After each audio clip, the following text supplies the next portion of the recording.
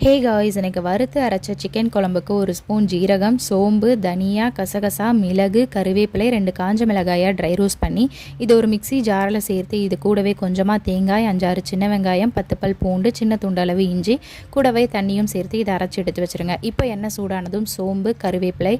பிரிஞ்சி இலை, சின்ன துண்டளவு பட்டை இதெல்லாம் சேர்த்து பொரிய விட்டு இது கூடவே சின்ன வெங்காயம் சேர்த்து வதக்கி வெங்காயம் வதங்கினதும் ஒரு தக்காளி, தேவையான அளவு உப்பு சேர்த்து தக்காளியும் வதங்கினதுக்கப்புறமா க்ளீன் பண்ண சிக்கன் சேர்த்து சிக்கன் பாதி அளவுக்கு வதங்கினதுக்கப்புறமா 1 ஸ்பூன் மிளகாய்த்தூள், 1.5 ஸ்பூன் குழம்பு மிளகாய்த்தூள், கொஞ்சமாக மஞ்சள் தூள், 1/4 ஸ்பூன் கரம் மசாலா சேர்த்து இது எல்லாத்தையும் நல்லா கலந்து விட்டு இது கூடவே நம்ம அரைச்சி எடுத்து வச்சுருந்தா அந்த தேங்காய் பேஸ்ட்டையும் சேர்த்து இதை நல்லா கலந்து விட்டு எண்ணெய் பிரிகிற அளவுக்கு வதங்கினதுக்கப்புறமா இதில் தேவையான அளவு தண்ணி சேர்த்து நல்லா கொதிக்க ஆரம்பித்ததும் கொஞ்சமாக புதினா சேர்த்து மீடியம் ஃப்ளேமில் வச்சு ஒரு 15 நிமிஷம் நல்லா கொதிக்க விட்டு கடைசியாக கொஞ்சமாக கொத்தமல்லியும் சேர்த்து கலந்து விட்டு எடுத்தோம்னா நல்லா சூப்பரான மணக்க அரைச்சி விட்ட சிக்கன் குழம்பு ரெடி.